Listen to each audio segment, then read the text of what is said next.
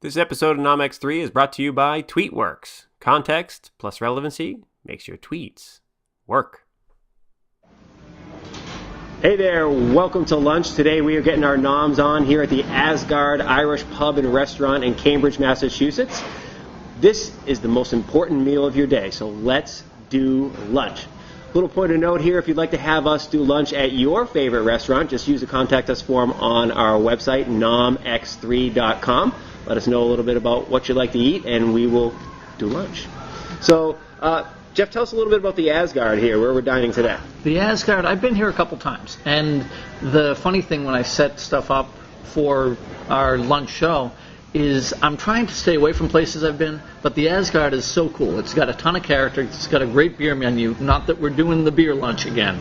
I beg to differ. We are doing the beer lunch. I get the Erdinger, and you get the Hoppy Madness. It's called a Loose Cannon. Let me take a look at the list here again. I'm having the Clipper City Loose Cannon Hop 3 ale. I will only be having one of these because it's 7.25% alcohol. Yeah, Loose Cannon fits you to a T anyway, so that should be perfect. This is true. So we're here. They have authentic Irish fare. They also make a lot of their own food. Yes. So they have house-made. What do you order? And then I'll come back to my thing. And now you know how I roll. I have to look at the menu the night before to think about what I'm going to eat. You have surprised me so much by doing so much homework. Every show you come in, you're like, I was looking at the menu last night. I have to, because I think about it. I'm like, I love lunch. I mean, the whole impetus of the show is it is my favorite meal of the day. Right, and it should be everyone's. I mean, so there are times where I know I'm going someplace like later on in the week, and I think about it all week long what I'm having for lunch. So last night I found this. It's the Irish Stout Stew.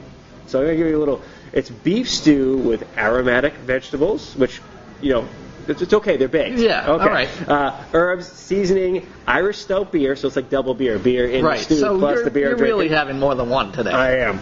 And it's topped with Colcannon mashed potatoes and puff pastry. Nice. The puff pastry is going to be great. I love anything with a puff pastry. I can actually feel myself getting fatter as I think about this thing. I can see you getting fatter. We were talking earlier that I'm sitting in a nicely padded couch area. You can have a few drinks and eat. But I'm about a foot shorter than you on camera today, and that's not the typical way. I tower over this guy. I could eat lunch off his head. Yeah, you're like 6'5", right? I am. Yes, I've noticed. I carry it low. Okay. So what did I order? I ordered they got a crab cake special in here, or a crab cake melt sandwich, which I looked at. I'm like, crab cakes from an Irish restaurant? But they make the crab cakes in-house. It's 2 house-made crab cakes sautéed and placed on a grilled ciabatta roll. There is some lettuce there, some tomato. I may be pulling that off. We'll see. Swiss cheese, roasted garlic lemon aioli, it's got to be fabulous. Who was it? Our server told us a little while ago they have a new chef in here, or recently new chef. So a lot of the new stuff on the menu, a lot of it's house-made, and it's served with coleslaw, Kinsale fries, and a sliced avocado on there. The thing you didn't mention about the Asgard, they have a sister restaurant right downtown. Yeah, right downtown, the Kinsale, which is pretty popular for the downtown financial district crowd. So it's a good. When I think of the Kinsale, I think of it as more of a drinking restaurant. I mean, financial district. You went out drinking after work, right? At the Kinsale. Right? Now that we're being more responsible and having lunch, we're here at the lunch. We're very responsible, apparently. Here at the Asgard. A little point of note about what I'm enjoying so much about this. This is my first time here. Other than being taller than me, for the first time. For the first time, I'm taller than you. Exactly. Looking around in the ambience, again, this is 2 times in a row that the decor of the restaurant is just wowing me. Yeah. So last week I've been here before for functions. We're sitting in the back room right now. I don't know if you can see some of this stuff, but there's wood everywhere. You can see the back of my chair, the table. In wood. Yeah. And I've been here for an event called Skeptics in the Pub. Okay. And what better place to come in and talk skeptical inquiry than a place that has some axes hanging on the wall. The shields, right? And shields, and just this whole medieval look. So it's like a medieval Irish castle. Right, exactly. So if you get into an argument, you can literally go medieval on somebody. Right. You can go crazy. I was just looking behind us because I get these heavy velvet drapes. The place exudes character, which is really cool. Character. So speaking of going medieval, that's actually a great segue into our first topic. Okay. Which is, all right, I'm watching the Red Sox last night, Sunday Night Baseball on ESPN. Nothing better, Red Sox Yankees. Red Sox Yankees. Except for the outcome. Except for the outcome. They got pummeled near the end. And here's the deal. So Red Sox fans, and I don't know if it's the same for Yankees fans, I'd like to think that this could be some common ground we find between the two we should. nations, if you will. It's been 90-some-odd years. Yeah. So. Red Sox Nation hates ESPN broadcasts. They hate Fox broadcasts, but they hate ESPN even worse because Why? Are you talking about Joe Morgan? Joe Morgan.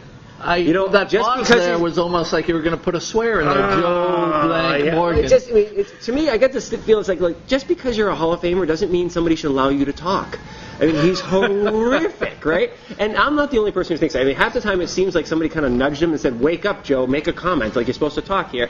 And he just blabbers on about stuff, and he doesn't seem like he knows what he's talking about. And I know he's a Hall of Famer. Well, do you think some of the reason that ESPN has him in there is because he has this ball game experience, so he can bring a little perspective to the game, and maybe they've given him latitude, so he's just stuck in there? And what do they have to do to find someone better? Are they going to find someone that's just culled from a communication school and just be a pretty boy like some of the weather guys, or someone that knows something about the game? I'm not saying I like him. Yeah, I'm just saying. Oh, I know. He's safe. He's safe because that's what I'm saying. ESPN is a Disney property, so it's very middle America, very safe. Like, let's not offend Grandma by anything the guy says. But what really got me thinking about this as a great topic for this show is the fact that a lot of us watch the games and tweet along with the game on Twitter.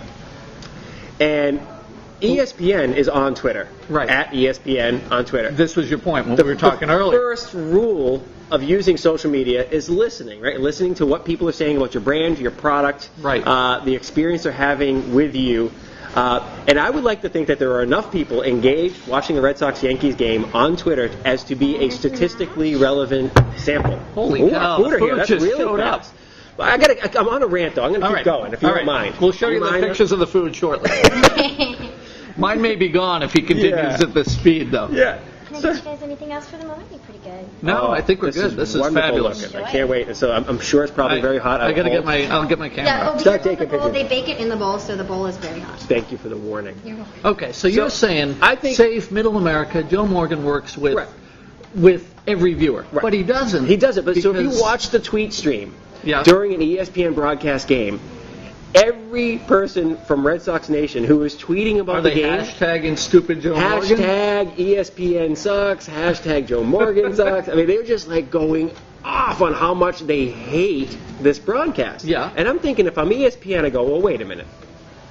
When we do Boston, maybe we could offer our customers, the viewer, a better experience by putting another Hall of Fame or somebody in there. Or but don't you think it's in his contract that he does X number of games? It's in his contract. Well, he's got to do the prominent games too. So you got Red Sox Yankees coming up. He's going to be on that. I mean, I guess so. Yeah. Look back to our market when we had Sean McDonough doing some games. Yeah. He would never miss a high-profile game, and then he'd take off when it was like the Anaheim Angels of California, or whatever they're calling themselves now.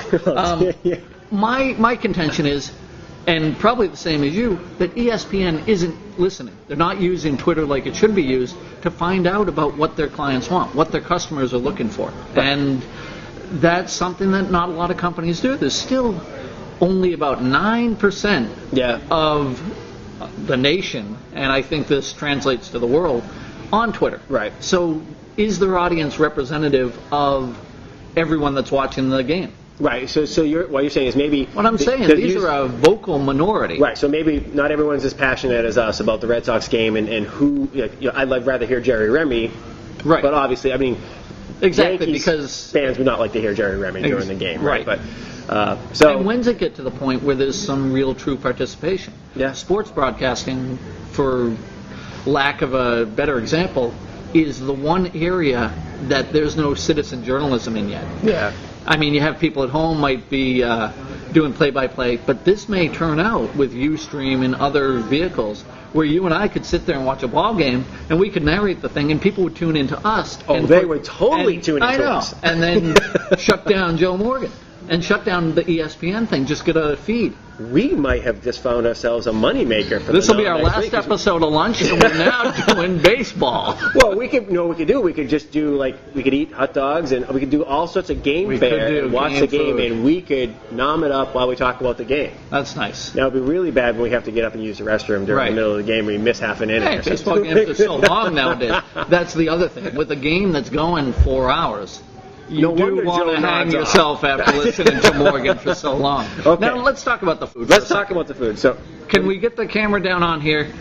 Right, here's my crab cakes. They have the aioli on top. They have the avocado. Maybe you can see that if I tip it up. Some fries, pickle, really nice looking. Look at Graydon's meal. The bangers and mash I looks think phenomenal. Graydon did the win. I mean, I'm like, oh, Irish place. I probably should have done the bangers and mash. I may steal that because he's stuck behind the camera right now. I are may those just swap Funyuns? it. Are those Funyuns on top? It's They're onion probably strings. not No, strings. I know. I'm just joking. And then I know. and then you get this. It's like the Irish pot pie, but Yeah, you get the it's like a the puff crispy pastry up puff here. pastry on top. And there's supposed to be some mashed potatoes underneath there, so it just looks delicious. Oh. I'm glad we took a little bit of time. Oh, you want me to hold it up and on, or beer out of the way? Oh. Okay. Graydon's beer is now mine. Right. Well, I had to try this. It just looks so good, but I'm glad we took a little bit of time to continue talking because I know this is probably 1,000 degrees. Right. You know, they heat I know this stuff mine's up, hot. probably Although bubbling. I'm going to rip into mine. So Okay. Why maybe don't we we take take a a little pause? break, Yeah. eat some of the food, then come back and talk about your two other topics, or Yeah. our two other topics. Our two other topics. Crazy topics Yes. today. Get yourself ready.